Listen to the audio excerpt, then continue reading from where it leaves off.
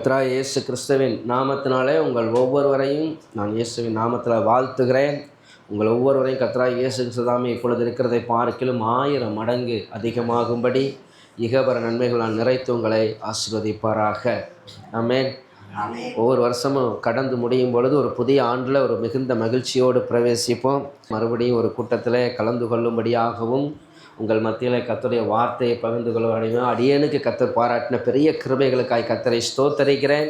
நிச்சயமாகவே இந்த ஸ்லாக்கியத்துக்காய் கர்த்தரை ஸ்தோத்தரிக்கிறேன். சகோதரர் ஒருமித்து வாசம் பண்ணுகிறது எத்தனை நன்மையும் எத்தனை இன்பமுமானதாக இருக்கிறது. ஆகவே இந்த நாளில் உங்கள் மத்தியில் கர்த்தருடைய ஊழியத்தை செய்வதற்கு அடியேனை கர்த்தருக்கு பாராட்டின பெரிய கிருபைகளுக்காய் கர்த்தரை ஸ்தோத்தரிக்கிறேன். 1 நாளாகமம் 4வது அதிகாரம் வசனம் 9-10. யாபேஸ் தன் சகோதரரை பார்க்கிலும் கனம் பெற்றவனாயிருந்தான்.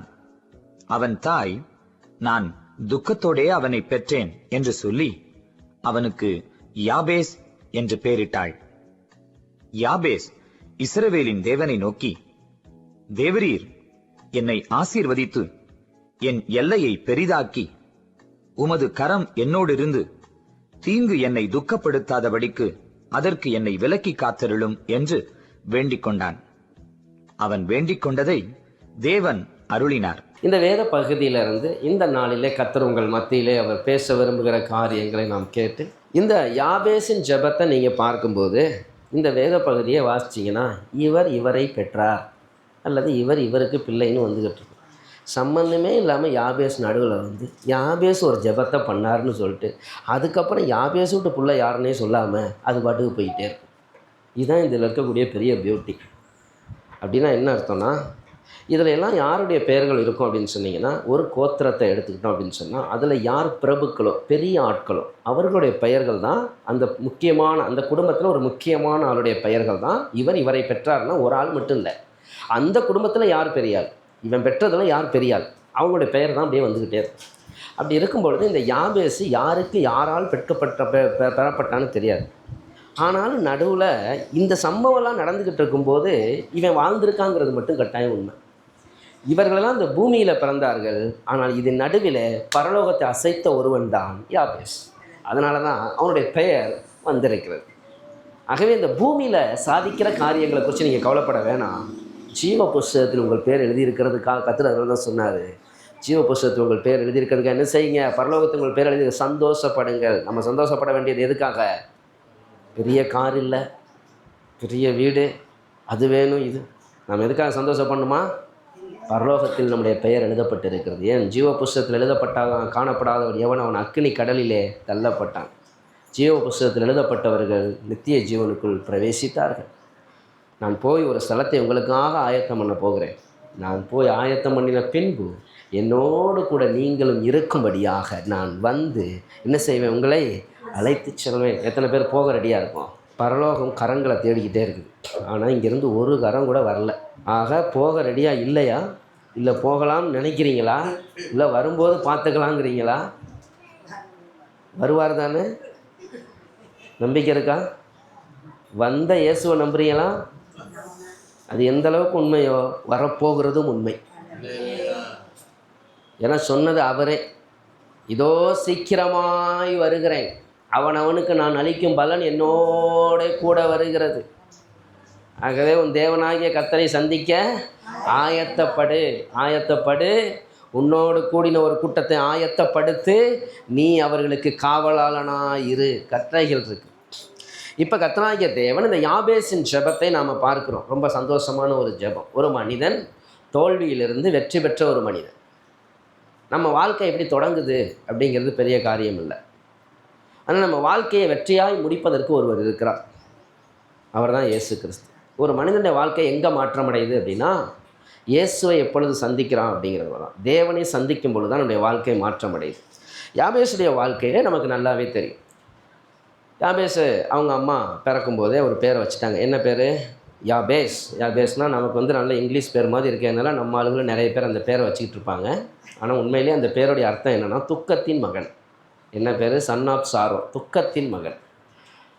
அப்போ இந்த மாதிரி ஒரு பேரை வச்சுக்கிட்டான், அவன் எப்படி வாழ்ந்திருப்பான்னு யோசிச்சு பாருங்கள். எல்லோரும் இந்த பேரை வச்சு கூப்பிடுவாங்க, துக்கத்தின் மகன். இப்போ இப்படி ஒரு ஆள் இங்கே இருக்குது, துக்கம்னு ஒரு பேரை வச்சுருக்குது. அந்த ஆள் நிச்சயமாக என்ன செய்வாங்க, நியூமராலஜி படி வேறு ஏதாச்சும் பேரை மாற்ற முடியுமான்னு சுற்றி திரிஞ்சு மாற்ற தான் பார்ப்பாங்க. இல்லைன்னா நம்ம சர்ச்சுக்கு ரட்சிக்கப்பட்ட ஆளாக இருந்தால் ஞானஸ்தானத்தில் பேரை மாற்றும் போத அப்படின்னு எப்படியாவது இந்த பேரை மாற்றிடும். ஆனால் இவன் இந்த பேரையே தன்னுடைய அடையாளமாய் மாற்றிட்டான். ஏன்னா அவன் பேரை அல்ல, தன் வாழ்க்கையை மாற்றக்கூடிய தேவனை சந்தித்தான். அவன் வாழ்க்கையில் அவன் எப்படி ஜெயித்தான் அப்படிங்கிறதுலேருந்து நாம் எப்படி ஜெயிக்கணும் அப்படிங்கிறத தான் இன்றைக்கி நம்ம பார்க்க போகிறோம். வேதம் சொல்லுகிறது, அவன் அவங்க அம்மா அவனுக்கு துக்கத்தோடு அவனை பெற்றென்று சொல்லி யாபேஸ்னு பேர் வச்சிருச்சு. நம்ம ஊரில் பேர் வைப்பாங்க, போதும் பொண்ணு அப்படின்னு. என்ன அர்த்தம்? கூட பிறந்துருச்சு அப்படின்னு ஒரு பேர் வச்சுருவாங்க. சரியா? இப்படி நிறைய பேர்களை விதவிதமாக வச்சு விடுவாங்க. அப்போ ஏதோ ஒவ்வொரு பேருக்கும் ஒரு காரணத்தை உருவாக்கி வச்சுருக்கிறாங்க. அப்போ இவனுடைய வாழ்க்கையில் இவன் போகிற வர இடமெல்லாம் இவனுக்கு நிந்தையும் அவமானமும் தான். ஒருவேளை அவங்க அப்பா இறந்துருக்கலாம், இல்லை ஒரு சொத்து கையை விட்டு போயிருக்கலாம், இல்லை அந்த அம்மாவுடைய கூட பிறந்தவங்க யாருக்காச்சும் ஏதாச்சும் ஆச்சு, என்ன நடந்துச்சுன்னு தெரியாது. ஆனால் அந்த அம்மா இவன் பிறக்கும் பொழுது சந்தோஷமாக இல்லை, அதனால் இப்படி ஒரு பேரை வச்சுட்டு போயிடுச்சு. இப்போ ஸ்திரியானவள் தன் கற்பத்தின் பிள்ளைக்கு இறங்காமல் தன் பாலகனை மறப்பாளோ, அவள் மறந்தாலும் நான் உன்னை மறப்பது இல்லை அப்படின்னு கர்த்தர் சொல்கிறார். ஆனால் இங்கே மறந்து போன ஒரு தாய் இல்லையா, தன் பிள்ளையை ஒரு அவமான சின்னமாக, ஒரு துக்கத்தின் சின்னமாக இங்கே நிறுத்திட்டான். இப்போ இந்த பெயரோடு கூட நான் போராடணும். ஆளுக்கு ஒரு கதை சொல்லுவாங்க, யாருக்கு என்ன தோணுதோ எந்த கதையை வேணாலும் சொல்லலாம். நம்ம நல்லா இருக்கும்போது கூட நிறைய பேர் கதை சொல்ல மாட்டாங்க. ஆனால் நம்ம கீழே விழுந்தோம்னா ஏண்டா விழுந்தோன்னு கதை சொல்கிறதுக்கு மட்டும் ஏராளமான ஆட்கள் வருவாங்க. அதுக்கு மட்டும் கதைகள் பயங்கரமாக உருவாக்கிக்கிட்டே இருப்பாங்க. இப்போ யாபேசுடைய வாழ்க்கையில் இந்த சுத்தி அவமானங்கள், நிந்தைகள், போராட்டங்கள், இது நடுவிலே ஒரு மனிதன் வாழ வேண்டும். ஆனால் யாபேசுடைய வாழ்க்கையை குறித்து அழகாய் சொல்லுகிறது, யாபேஸ் தன் சகோதரர்களை பார்க்கணும் கனம் பெற்றவனாக இருந்தான். எப்படி ஜெயித்தான்? அவன் அவமானத்தில் தொடங்குறான், ஆனால் கனம் பெற்றவனாய் மாறிட்டான். எப்படி இந்த கணத்தை பெற்றான் அப்படிங்கிறது தான் நம்ம பார்க்கிறோம்.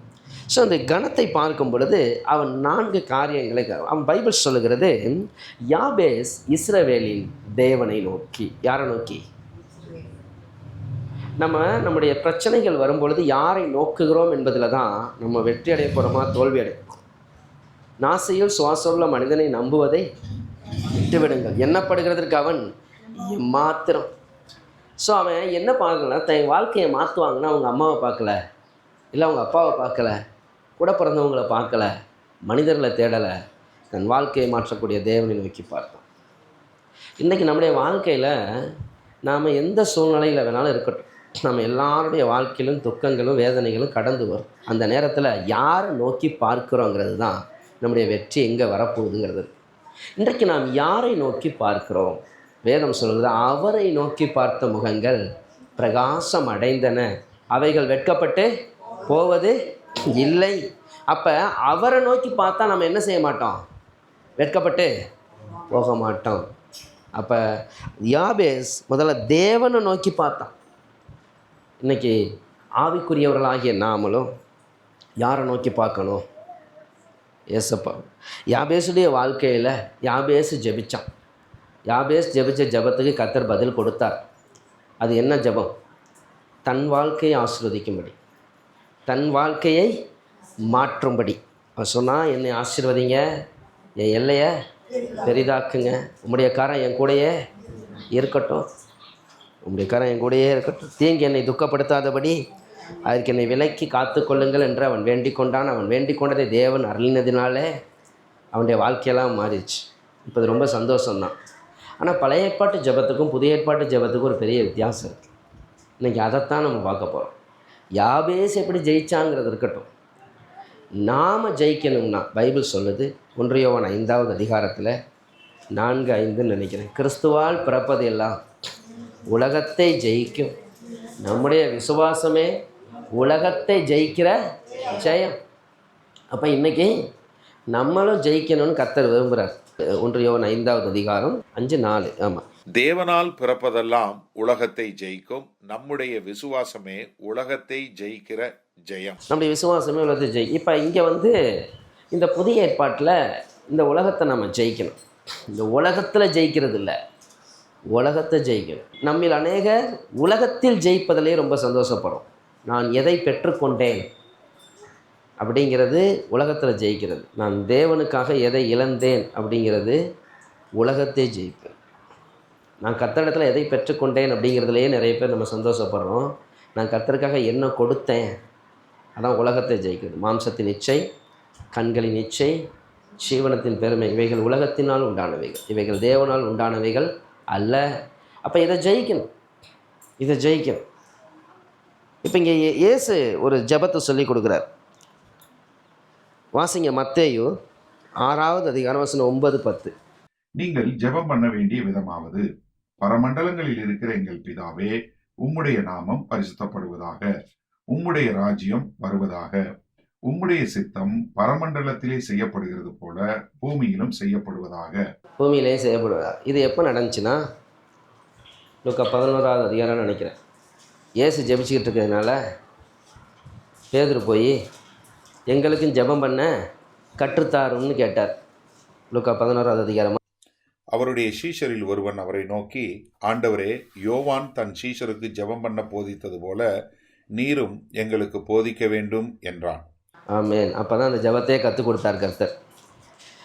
ஆக யூதர்களுக்கு ஜெபிக்க தெரியாமலாம் இல்லை. அந்தி சந்தி மத்தியான வேளைகளில் அவர்கள் எப்பொழுதும் ஜெபிக்கிறவர்கள் தான். யூதர்கள் ஜெபிக்கிறவர்கள், அவர்கள் எப்பொழுதும் ஜெபிப்பாங்க.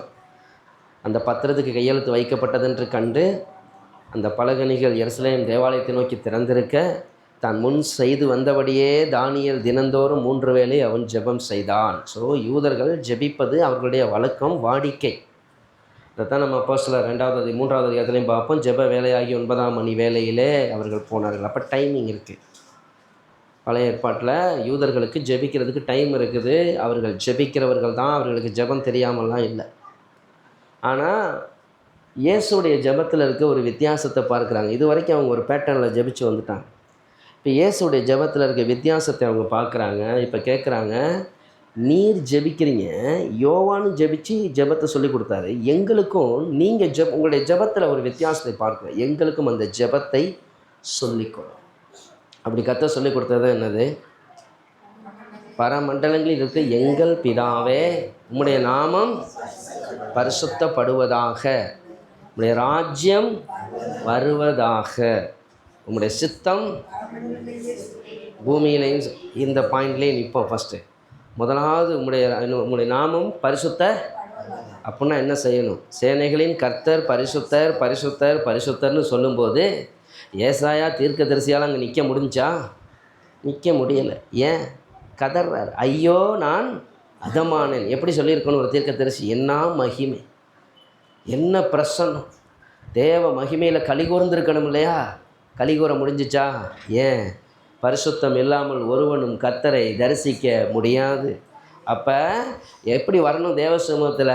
பரிசுத்தத்தை அதனால தான் பைபிள் சொல்லுது, இன்றைக்கி நிறைய அலங்காரத்துடன் கர்த்தரை தொழுது கொள்ள வருகிறாங்க. நிறைய அலங்காரங்கள், நிறைய ஆடம்பரங்கள். இன்றைக்கி வெஸ்டர்ன் டான்ஸு, கதகளி எல்லாமே சேர்ந்து ஆடுறாங்க. ஆனால் பைபிள் சொல்லுது, பரிசுத்த அலங்காரத்துடனே கர்த்தரை தொழுது கொள்ளுங்க. எது அலங்காரம்? பரிசுத்தம். அதனால் ரோமர் 12:1 சொல்லுகிறது, உங்கள் சரீரங்களை பரிசுத்தமான ஜீவ பலியாய் தேவனுக்கு ஒப்புக் கொடுக்க வேண்டும் என்று வேண்டிக் கொள்ளுங்கள், இதுவே நீங்கள் செய்யத்தக்க புத்தியுள்ள ஆராதனை. அப்போ பரிசுத்தம் இல்லாமல் ஒருவனும் தேவனை தரிசிப்பது இல்லை, தரிசிக்க முடியாது. அப்போ முதலாவது தேவ சமூகத்துக்கு வரும்போது என்ன வரணும்? என் ஜெபம் என்ன ஜெபமாக இருக்கணும்? என்னை பரிசுத்தமாக்கும் யெகோவா மெக்காதீஸ், என்னை பரிசுத்தமாக்கும். கண்களிலே பரிசுத்தம் இருக்கணும், இருதயத்திலே பரிசுத்தம் இருக்க வேண்டும். என் கைகளை சுத்திகரியும் என்று பக்தன் சொல்கிறான். யார் கர்த்தருடைய பருவத்தில் இருவன்? கைகளில் சுத்தம் உள்ளவனும் இருதயத்தில் மாசில்லாதவனுமாக இருக்கிறவன் தானே. பக்தன் ஜெபிக்கிறான், என் வாய்க்கு காவல் வையும். நம்ம ஜெபத்தில் எவ்வளோ ஜெபிக்கிறோம்? பைபிள் ஒரே வசனம் 2 விதத்தில் பேசுது. தன் வாயை விரிவாய் திறக்கிறவன் கலக்கமடைவான். அதே பைபிள் சொல்லுது, உன் வாயை விரிவாய் திற, நான் அதை நிரப்புவேன். அப்படின்னா என்ன அர்த்தம்? மனிதர்களுக்கு முன்னாடி திறக்காத, தேவனுக்கு முன்னாடி மூடாதங்கிறார். இல்லையா? நம்ம தலைகீழாகவே செஞ்சுக்கிட்டு இருப்போம். கரெக்டாக? கர்த்தர்கிட்ட 5 நிமிஷம் தான் பேசுவோம், மனிதர்கள்ட்ட 5 மணி நேரம் பேசுவோம் அதே பிரச்சனையை. அதனால தான் பிரச்சனை தீர்றதே இல்லை. எங்கே பேசணுமோ அங்கே பேசணும், எங்கே ஆஃப் பண்ணணுமோ அங்கே ஆஃப் பண்ணணும். அப்போ கர்த்தரை நோக்கி கூப்பிடணும். இப்போ கர்த்தர் சொல்கிறாரு, முதலாவது பக்தன் செபிக்கிறான், ஆண்டவரே என் சுத்த இருதயத்தை என்னில் சிருஷ்டியும், நிலைவரமான ஆவி என்னில் கட்டளையிடும். ஏன் நிலைவரமான ஆவி இல்லை? இருதயம் சுத்தம் இல்லை. சுத்தம் இருதயம் இருந்துச்சுன்னா ஆவியானவர் அங்கே அசைவாடுவார், ஆவி நிலைவரமாக இருக்கும். ஏன் ஆவி அலசுது? ஏன் ஜெபிக்க முடியலை? ஏன் கர்த்தரை நினைக்க முடியலை? சுத்த இருதயம் இல்லை. அப்போ இருதயம் சுத்தமாகும். இருதயத்தில் சுத்தம் உள்ளவர்கள் பாக்கியவான்கள், அவர்கள் தேவனை தரிசிப்பார்கள். எத்தனை பேருக்கு தேவனை தரிசிக்கணும்? ஆமென். நாம் எல்லாம் அதுக்கு தானே வந்திருக்கிறோம். அப்போ இருதயம், அதனால தான் பக்தன் செபிக்கிறான், ஆண்டவரே என் வாயின் வார்த்தைகளும் என் இருதயத்தின் தியானமும் உடைய சமூகத்தில் பிரீதியாக இருப்பதாக சொல்லணும். கர்த்தர்ட்ட கேட்கணும். கர்த்தர்ட்ட, ஆண்டவரே என்னை சுத்திகரியும், அப்பொழுது நான் சுத்தமாவே, ஈசோப்பினால் என்னை சுத்திகரியும் ஆண்டவரே. கேட்கணும். பக்தன் ஜெபிக்கிறான், ஆண்டவரே என்னை ஆராய்ந்து என் இருதயத்தை அறிந்து கொள்ளும், என்னை சோதித்து என் சிந்தனைகளை அறிந்து கொள்ளும், வேதனை உண்டாக்கும் வழி இடத்தில் உண்டோ என்று பார்த்து நித்திய வழியிலே என்னை நடத்தும் என்று நாம் ஜெபிக்க வேண்டும். அதான் பரிசுத்தம். முதலாவது பரிசுத்தம். நம்முடைய வார்த்தைகள், செயல்கள், நடத்தைகள் எல்லாவற்றிலும் என்ன இருக்கணும்? பரிசுத்தம் இருக்க வேண்டும். அதை வாஞ்சிக்கணும். மனுஷர் பேசும் வீணான வார்த்தைகள் யாவையும் குறித்து நியாய தீர்ப்பு நாளிலே கணக்கு ஒப்புவிக்க வேண்டும். கண்ணை முன்னோட பரவத்தில் கண்ணை திறந்துருவோன்னு நினச்சிடக்கூடாது. ஜட்ஜ்மெண்ட் சீட்டுக்கு போகாமல் ஏசுக்கிட்ட போய் நின்று நம்ம செஞ்சதுக்கெல்லாம் பதில் சொல்லிட்டு தான் போகணும். அதில் முக்கால்வாசி பதில் எதுக்கு? நம்ம பேசுனதுக்கு தான். நம்ம என்ன பேசணுங்கிறது. அதனால தான் என்ன செய்யணும்? நம்ம வாயை கடிவாளத்தால் அடக்கி கொள்வதற்கு கற்றுக்கொள்ள வேண்டும். நம்முடைய வார்த்தைகள் தேவனுக்கு முன்னாடி எப்படி இருக்கணுமா? பிரியமாக இருக்க வேண்டும். அப்போ நம்முடைய நாவுகளை கர்த்தருக்கு, ஏன் அங்கே தான் அக்கினி இறங்குது. அக்கினி இறங்கணும். முதல்ல சுட்டரிப்பின் அக்கினி இறங்கணும், சுத்திகரிப்பின் அக்கினி இறங்கணும். அதுக்கப்புறம் தான் அங்கேருந்து பற்றி எரிகிற அக்கினி இறங்கும். ஏசாயா தீர்க்கதரிசி தான், ஆனால் என்ன சரி கிடையாது? நாவு சரி கிடையாது. எங்கே இருக்கக்கூடாதோ அங்கே இருக்கிறாப்புல. நான் அசுத்த உதடுகள் உள்ள மனிதன். ஏன்? நான் அசுத்த உதடுகள் உள்ள மனிதர்கள் நடுவிலே வாசம் பண்ணுகிறேன். எங்கே இருக்கு? யார் நடுவில் இருக்கணும்? கர்த்தருக்கு நடுவில் இருக்கணும். நாம் ஒருவன் கிறிஸ்துக்குள் இருந்தால் புது சிருஷ்டியாக இருக்கிறான், பழையவைகள் ஒளிந்து போயின, எல்லாம் புதிதாயின. கிறிஸ்துவுக்கு உள்ளே இருக்க வேண்டிய ஆள் யாருக்குள்ளே போய் இருக்கிறாப்புல? அசுத்த உதடுகளுள்ள மனிதர்கள் நடுவில் போய் இருக்கிறார். இப்போ என்ன வாய்ப்போச்சு? பரலோகத்தின் தேவனுடைய சத்தத்தை கேட்டு கர்த்தருடைய சித்தத்தை செய்ய வேண்டிய தீர்க்கதரிசியினுடைய நாவு எப்படிப்பட்ட நாவாக இருக்குது? அசுத்த நாவாக இருந்துச்சு. ஆகவே தேவனுடைய ஆராதனையின் முதலாவது அடையாளம் என்ன? தேவனுடைய சமூகத்தில் ஜெபத்துடைய முதலாவது அடையாளம் என்ன? பரிசுத்தம். என் ஜெபம் கேட்கப்படணும். பாவிகளுக்கு தேவன் செவி கொடுக்கிறது இல்லை. அப்போ நான் பாவியாக இருந்தேனா என்ற ஜெபம் என்ன செய்யப்படாது? கேட்கப்படாது, பிரயோஜனம் இல்லை. அப்போ முதல்ல என்ன செய்யணும்? அதனால தான் சொன்னார், இன்றைக்கு உங்களை பரிசுத்தம் பண்ணிக்கொள்ளுங்கள், நாளைக்கு கர்த்தர் உங்கள் நடுவிலே உலாவுவார். அப்போ முதலாவது பரிசுத்தம். அடுத்து கர்த்தர் சொல்கிறாரு, ஜெபத்துடைய அடுத்து முக்கியமான பாயிண்ட் என்ன? பரிசுத்தம் பண்ணிட்டேன், அடுத்து என்ன செய்யணும்? என் பிரச்சனை என்ன? என் வீட்டுக்காரர் பிரச்சனை என்ன? என் பிள்ளைங்க பிரச்சனை என்ன? இதை தானே கொண்டு போய்கிட்டு இருக்கோம். மேக்ஸிமம் இப்படி தான் நம்ம ஜெபங்கள் எல்லாமே. கொஞ்சம் நேரம் ஜெபித்தோடனே அடுத்து நம்ம விட்டு மளிகை ஜாமான் லிஸ்டெல்லாம் போக ஆரம்பிச்சிடும். ஆண்டவரை நீர் அதை அறிவீரா, நீர் இதை அறிவீரான்ட்டு. கர்த்தர் என்ன சொல்கிறாருன்னா, மத்தேயு 6:32-33 வாசிங்க. இவைகளை எல்லாம் அஞ்ஞானிகள் நாடி தேடுகிறார்கள். இவைகள் எல்லாம் உங்களுக்கு வேண்டியவைகள் என்று உங்கள் பரமபிதா அறிந்திருக்கிறார். முதலாவது தேவனுடைய ராஜ்யத்தையும் அவருடைய நீதியையும் தேடுங்கள், அப்பொழுது இவைகள் எல்லாம் உங்களுக்கு கூட கொடுக்கப்படும். ஆமென். எத்தனை பேருக்கு கூட கூட வேண்டும்? ஆமென். ரூல்ஸ் ஒன்று இருக்குது, the golden rules of the Bible. பைபிளில் ஒரு சில சட்டத்திட்டங்கள் இருக்குது. கர்த்தர் சொல்கிறாரு, எதை குறித்து நீங்கள் கவலைப்பட வேண்டாம். உண்ண உணவோ, உடுக்க உடையோ, இருக்க இருப்பிடமோ, இதை குறித்து நீங்கள் என்ன செய்ய வேண்டியதில்லை, கவலைப்படாதீங்கன்ட்டார் கர்த்தர். ஆனால் நம்ம அதை விடவே மாட்டோம். நம்ம கவலையாகவே தான் போவோம். கர்த்தர்கிட்ட பார்த்துருக்கீங்களா? அவர் பார்த்துக்கொள்வார்னு நம்ம ஏற்றுக்கவே மாட்டோம். அவர் சொல்கிறாரு, இவைகளெல்லாம் உங்களுக்கு வேண்டியவைகள் என்று உங்கள் பரமபிதா நன்றாய் அறிந்திருக்கிறார். ஆனாலும் அவருக்கு நல்லா தெரியாதுன்னு நம்பி ஒவ்வொரு நாளும் அதை சொல்லிக்கிட்டே இருப்போம் நம்ம. அவர் கொஞ்சம் கவனிச்சிருக்க மாட்டார் அப்படின்னு சொல்லி அதை ஊக்கமாக, உற்சாகமாக, உபவாசத்தோடு பல வழிகளில் எப்படியாவது அதை நம்ம, அவருக்கு தெரியும். உங்கள் நினைவுகளையும் அவர் தூரத்திலிருந்து அறிகிறவர். அவருக்கு எல்லாமே தெரியும் இல்லையா? இவைகளெல்லாம் அஞ்ஞானிகள் நாடி தேடுகிறார்.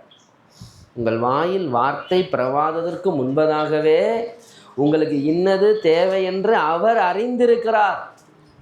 அவர் அறிந்திருக்கிறார். இதை நம்பணும் ஃபஸ்ட்டு. அப்படி நம்பிட்டோம்னா தேவன் சொன்ன மாதிரி ஜெபிப்போம். பேங்குக்கு போகிறீங்க, உங்கள் காசு தான், எடுக்கணும் பணத்தை. டக்குன்னு போய் ஒரு வெள்ளை பேப்பரில் எழுதி பணத்தை கொடுன்னா தந்துடுவாங்களா? தரமாட்டாங்க. ஏன்? அதுக்கு ஒரு ரூல்ஸ் இருக்குது. அதுக்குன்னு நீங்கள் என்ன பண்ணணும்? ஒரு வித்ரா செலான் எடுத்து, பணத்தை எடுக்கிறதுக்கான செலான் எடுத்து அதை ஃபில் பண்ணி, அதை வேறு நம்பர்லையும் எழுதணும், லெட்டர்ஸ்லையும் எழுதி சைனை போட்டு கடைசியில் கொண்டு போய் கொடுத்தா பின்னாடி சைன் போடலன்னு திருப்பி கொடுப்பாப்புல, அந்த சைனையும் போட்டுட்டு உடனே பணத்தை வாங்க முடியாது, டோக்கனை வாங்கிட்டு வந்து உட்கார வேண்டியது தான். உங்கள் நல்ல நேரத்துக்கு அன்றைக்கி ஆள் கம்மியாக இருந்துச்சுன்னா சீக்கிரம் டோக்கன் கிடைக்கும். இல்லை 15வது டோக்கன்னா 12வது ஆள் வரைக்கும் இருந்து, நீங்கள் தான் இப்போ தான் 2 பேர் போயிருக்குன்னா 12 ஆள் போகிற வரைக்கும் என்ன செஞ்சு தான் வரணும்? உட்காந்துருந்து வாங்கிட்டு தான் வரணும். அதே தான் எல்லாத்துக்கும் ரூல்ஸ் இருக்குது. பரலோகத்துக்கும் ரூல்ஸ் இருக்குது. சரிங்களா? கேட்கிறவனவனும் பெற்றுக்கொள்வான் என்று சொன்னீர் ஆண்டவரே. ஆமாம், உண்மைதான். அதை மட்டுமே படித்து வச்சு நம்ம வசதிக்கு வசனத்தை படித்து பயன்படுத்திடாமல், என் நாமத்து நிமித்தம் எதை கேட்டால் அதை நான் தருவேன். இதை என்ன சொல்லுவாங்க அப்படின்னா, பரலோகத்துடைய ஃபோன் நம்பர்னுவாங்க. ரொம்ப பயங்கர சந்தோஷம் நம்ம ஆட்களுக்கு. ஆனால் அப்படி இல்லை. அந்த வசனத்துக்கு இன்னொரு வசனம் இருக்குது. இது இது ஆவியானவர் அளவு நூலால் பகிர்ந்து கொடுத்துருக்கிறார். கர்த்தருடைய ஆவி அவைகளை சேர்க்கும். ஆகவே கர்த்தருடைய புஸ்தகத்தில் தேடி வாசிக்கணும். ஜோடி வசனம் தெரியாமலே நம்ம சில வசனங்கள் எடுத்து வச்சுக்கிட்டு நம்ம வசதிக்கு போட்டுருவோம். யோவான் 14 படிக்க தெரிஞ்ச நமக்கு 1 யோவான் 5:14 படிக்கணும். படிங்க பார்ப்போம். நாம் எதையாகிலும் அவருடைய சித்தத்தின்படி கேட்டால் அவர் நமக்கு செவி கொடுக்கிறார் என்பதே அவரை பற்றி நாம் கொண்டிருக்கிற தைரியம். நாம் எதை கேட்டாலும் அவர் நமக்கு செவி கொடுக்கிறார் என்று நாம் அறிந்திருந்தோமானால் அவரிடத்தில் நாம் கேட்டவைகளை பெற்றுக்கொண்டோம் என்றும் அறிந்திருக்கிறோம். ஆமென். எப்போ பெற்றுக்கொள்வோமா? எதை வேணாலும் என் நாமத்தில் எதை கேட்டாலும் அதை நான் உங்களுக்கு தருவேன். எதை கேட்கணும்? அவருடைய சித்தம், ஏன் சித்தம் இல்லை. நம்முடைய ஜெபம்லாம் எந்த சித்தத்தில் நிரம்பியிருக்கு? அவர் சித்தத்திலையா, நம்ம சித்தத்திலையா? அவர் சித்தம் என்னன்னு தெரியணும்னா 1 தீமோத்தேயு 2வது அதிகாரம் 1-4 வரைக்கும் வாசிங்க. அவர் சித்தம் என்னன்னு கண்டுபிடிச்சிடலாம். நான் பிரதானமாய் சொல்லுகிற புத்தி என்னவெனில், எல்லா மனுஷருக்காகவும் விண்ணப்பங்களையும் ஜபங்களையும் வேண்டுதல்களையும் ஸ்தோத்திரங்களையும் பண்ண வேண்டும். நாம் எல்லா பக்தியோடும் நல்லொழுக்கத்தோடும் கலகமில்லாமல் அமைதலுள்ள ஜீவனம் பண்ணும்படிக்கு ராஜாக்களுக்காகவும் அதிகாரமுள்ள யாவருக்காகவும் அப்படி செய்ய வேண்டும். நம்முடைய இரட்சகராகிய தேவனுக்கு முன்பாக அது நன்மையும் பிரியமுமாய் இருக்கிறது. அப்ப இயேசுடைய சித்தம் என்னது? எல்லா மனுஷரும் ரட்சிக்கப்படவும் சத்தியத்தை அறிகிற அறிவை அடையவும் அவர் சித்தம். அப்போ அதுதான் அவர் சித்தம். இப்போ சொல்லுங்கள், அவர் சித்தத்தின்படி ஜெபிக்கிறாலும் ஒரு அல்லேலூயா சொல்லுங்கள். ஏன் சித்தத்தின்படியே தான் ஜெபிச்சுக்கிட்டு இருக்கேங்கிறாலும் ஒரு அல்லேலூயா சொல்லுங்கள். எல்லா அல்லேலூயாவும் பரலோகம் கேட்கட்டும், ஒன்றும் தப்பு கிடையாது. ஆனால் இன்றைக்கி ஒரு முடிவுக்கு வந்துடுவோம். இன்றைக்கி ஒரு முடிவுக்கு வந்துடுவோம். ஏன்னா நம்ம ஜெபத்தை கர்த்தர் கேட்கணும். ஏன்னா அவர் ஜெபத்தை கேட்கிறவர். அவர் என்ன சொல்கிறாருன்னா, வருத்தப்பட்டு பாரம் சுமக்கிறவர்களே நீங்கள் எல்லோரும் என்னிடத்தில் வாருங்கள், நான் உங்களுக்கு இளைப்பாறுதல் தருவேன் அப்படின்னு சொல்லிட்டு அவர் சொல்கிறாரு. நான் சாந்தமும் மனத்தாழ்மையுமாக இருக்கிறேன் அப்படின்னு சொல்லிட்டு, என் நுகத்தை உங்கள் மேல் ஏற்றுக்கொண்டு என்னிடத்தில் கற்றுக்கொள்ளுங்கள், அப்பொழுது உங்கள் ஆத்துமாக்களுக்கு இளைப்பாறுதல் கிடைக்கும். என் நுகம் மெதுவாயும் என் சுமை லகுவாயும் இருக்கிறது. நிறைய பேருக்கு ஏன் பாரம் தாங்க முடியாமல் இருக்குன்னா, உங்கள் பாரத்தை நீங்கள் சுமந்துக்கிட்டு இருக்கிறதுனால அது பாரம் ரொம்ப கடுமையாகவே இருக்குது. புரியுதா இல்லையா? கர்த்தர் சொல்லிட்டாரு, என் பாரத்தை எடுத்துக்க, அது ரொம்ப ஈஸி. ஏன்? ஜெபிக்கிறதுனால ஏதாச்சும் பிரச்சனை வந்துட போதா நமக்கு? நீங்கள் ஏசு நல்லவர்னு சொன்னதுனால உங்களை கத்தி எடுத்து குத்தி கொண்டுருவாங்களா? ஏதாவது இதில் ஒரு பெரிய இதெல்லாம் விஷயம் இருக்கா? இதில் ஏதாவது கஷ்டம் இருக்கா? ஆனால் நம்ம பிரச்சனையை நம்மளால் தீர்க்க முடியுமா? முடியலைங்கிறதுனால தானே தேவனை தேடுறோம். அவர் என்ன சொல்கிறாருன்னா, அதை தூக்கிட்டே சுமக்காத, அதை நான் பார்த்துக்கிறேன். கர்த்தர் மேல் உன் பாரத்தை வைத்து விடு, அவர் உன்னை நீதிமானை ஒருபோதும். அப்போ கர்த்தர் மேல் பாரத்தை வைத்து எடுத்தால் என்ன நடக்கும்? நீதிமான் தள்ளாட வேண்டியதான். கரெக்டா? ஏன் அநேக நேரங்களில் நீதிமான்கள் தள்ளாடி கொண்டே இருக்கிறோம்னா, வைக்கிறோம், அப்புறம் எடுத்து தோளில் தூக்கி வச்சுட்டு சுற்றுறோம். அதனால் நம்மளால் என்ன செய்ய முடியல, நிம்மதியாகவே இருக்கவே முடியல. ஒரு வக்கீலை பிடிக்கிறீங்க, ஒரு கேஸு, உங்கள் பிரச்சனையெல்லாம் கொடுத்தாச்சு, வக்கீல் போய் வாதாடி உங்களுக்கு நீதி வாங்கி தருவார். ஆனால் நீங்கள் என்ன பண்ணுறீங்கன்னா, வக்கீல் போகிறதுக்கு முன்னாடி போயிட்டு நீதிபதி அவர்களே நான் பேச விரும்புகிறேன் அப்படின்னு சொல்லி பேசுனீங்கன்னா கோர்ட்டில் ஜெயிச்சிடலாமா? நமக்கு இந்த ப்ரொசீஜர் தெரியுமா என்னன்ட்டு? சிஸ்டமே நமக்கு தெரியாது. அப்போ சிஸ்டம் தெரியாமல் உள்ளே பூந்து ஜெயிக்கிற கேஸை தோற்றுட்டு வந்துடுவோம். கரெக்டாக? அதே மாதிரி தான் பல நேரங்களில் கர்த்தர் சொன்ன சிஸ்டத்தை விட்டுட்டு நம்ம இஷ்டத்துக்கு ஒரு சிஸ்டத்தை உருவாக்கிட்டே இருக்கோம். அவர் என்ன சொன்னாரோ அதை விட்டுட்டோம். அவர் வாசற்படியில் நின்று கதவை தட்டுகிறார். ஒருவன் என் சத்தத்தை கேட்டு கதவை திறந்தால் நான் அவனோடு போஜனம் பண்ணுவேன் சொன்னாரா இல்லையா? எத்தனை பேர் ஏசி அவங்களோட போஜனம் பண்ணணுன்னு விரும்புகிறீங்க? உங்கள் வீட்டில் சாப்பிட விரும்புகிறாரு, ஆபிரகாம் வீட்டில் சாப்பிடலையா? கொடுக்க விரும்புகிறீங்களா இல்லையா? ஆமென்கிறவங்க எழுதிய சொல்லுங்கள். அல்லேலூயா. ஓகே, வாசிங்க பார்ப்போம். யோவான் 4:34. இயேசு அவர்களை நோக்கி, நான் என்னை அனுப்பினவருடைய சித்தத்தின்படி செய்து அவருடைய கிரியையை முடிப்பதே என்னுடைய போஜனமாய் இருக்கிறது. எது போஜனம்? என்னை அனுப்பினவருடைய சித்தத்தை செய்து அவருடைய கிரியையை முடிப்பதே என்னுடைய. அவர் நமக்குள்ளே வந்தது எதுக்குன்னா, பிதாவின் சித்தத்தை நம்மில் செய்து நம் மூலமாய் செய்து அவர் எந்த நோக்கத்தை நிறைவேற்ற வந்தாரோ அந்த கிரியை முடிக்கிறதுக்கு நமக்குள்ளே கதவை தட்டிகிட்டு இருக்கிறார். நாம் என்ன பண்ணுறோம்னா, அந்த கதவை மூடிவிட்டு கேளுங்கள் தரப்படும், தட்டுங்கள் திறக்கப்படும், தேடுங்கள் கண்டறியும். நாம் ஒரு கதவை தட்டி, ஆண்டவரே நான் சொல்கிறத நீர் கேளுன்னு சொல்லி உம்முடைய சித்தம் அங்கேயே இருக்கட்டும். அதனால் அவர் வெளியவே நிற்கிறார், நாம் இன்னொரு கதவை தட்டிக்கிட்டு இருக்கோம். அதனால் என்ன சிலைக்கல, காசு கொடுக்குற கவுண்டரில் போய்ட்டு டோக்கனை கொடுக்கணும். கரெக்டுங்களா? அப்போ இல்லாத கவுண்டரில் கொண்டு போய் டோக்கன் வச்சுக்கிட்டு இருந்தோம்னா வருமா? அதனால தான் பல நேரங்களில் கவுண்டர் தப்பாக போயிட்டோம். இப்போ என்ன பண்ணணும்னா, நான் தட்டுறது இருக்கட்டும், அவர் தட்டுறதை நான் கேட்கட்டும். ஃபஸ்ட்டு நான் தட்டிக்கிட்டே இருக்கேன், கதவு ஏன் திறக்க மாட்டேங்குது அப்படின்னா அவர் தட்டிக்கிட்டு இருக்கிறது எனக்கு கேட்கல. அவர் அவருடைய சித்தத்தை செய்கிறதுக்கு என்னை விட்டு கொடுத்துட்டானா எனக்கு எப்படி தருவாராம்? முதலாவது தேவனுடைய ராஜ்யத்தை அவருடைய நிதியையும் தேடுங்கள் அப்பொழுது இவைகளெல்லாம். எத்தனை பேர் நம்புகிறோம்? வாங்கினவர்கள் எத்தனை பேர்? கூடையாக வாங்கினவர்கள் யாராவது இருந்தால் ஒரு அழிலியா சொல்லுங்க பார்ப்போம். 5000 பேருக்கு சாப்பாடு கொடுக்கணும். 5000 பேருக்கு என்ன கொடுக்கணும்? சாப்பாடு. 5000 புருஷர்கள். இந்த இடத்துல எத்தனை புருஷர்கள் இருக்காங்க? நாங்கள்லாம் சேர்ந்ததுனால ஒரு 5 பேர் கொஞ்சம் ஆளுகள் தெரியும். பரலோகத்தில் மட்டும் வெறும் பெண்கள் மாத்திரம் இருந்தாங்கன்னா எங்கள் நிலைமை ரொம்ப கஷ்டம். நல்ல வேளை அங்கே தேவ தூதர்களைப் போலவே இருப்போம்னு சொல்லிட்டார். ஆணும் இல்லை பெண்ணும் இல்லை, எல்லாம் தேவ தூதர்களை போல இருப்பீங்கன்னு சொல்லிட்டார். அங்கே மொத்தம் பெரும்பாலும் சகோதரிமார்கள் தான் முதல்ல தேவ ராஜ்யத்துக்குள்ளே வரீங்க.